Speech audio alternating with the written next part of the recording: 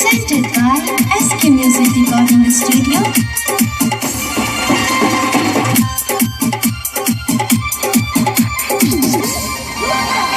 बियाह से पहिने गछने रहे गाड़ी,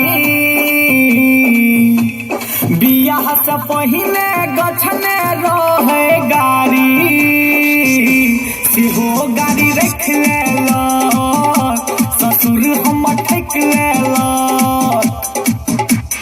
मांगै छियै ता करैया मारा हमारी,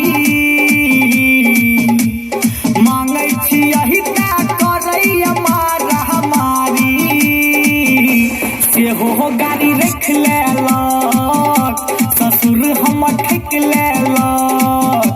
हीरो होंडा रख लेला ससुर हम ठक लेला।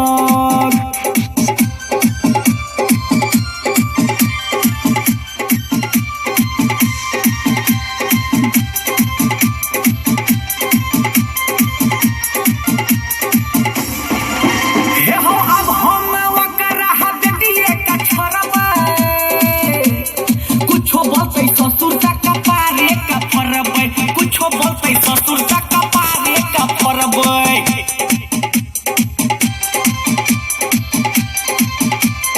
बेटी अपन धरैलक याद कपारी, हे हो बेटी अपन धरैलक याद कपारी, ससुर पारी रख लेला सुखले में हमरा ठक लेला।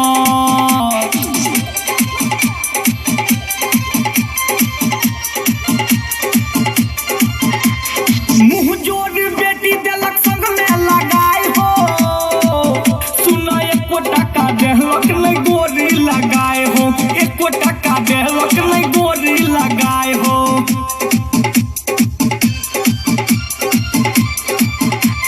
मोछ फैल का अगुआ कैलक पैकारी, उहे मोछ फैल का अगुआ कैलक पैकारी, पलंग कुर्सी रख लेला ससुर हम ठक लेला।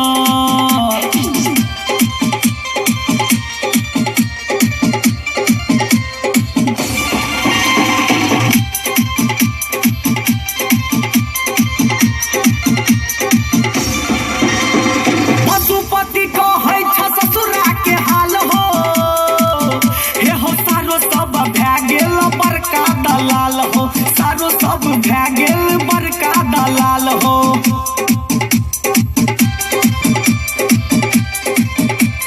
बक्सा में बंद क्या कर रख लेलक लोटा थारी,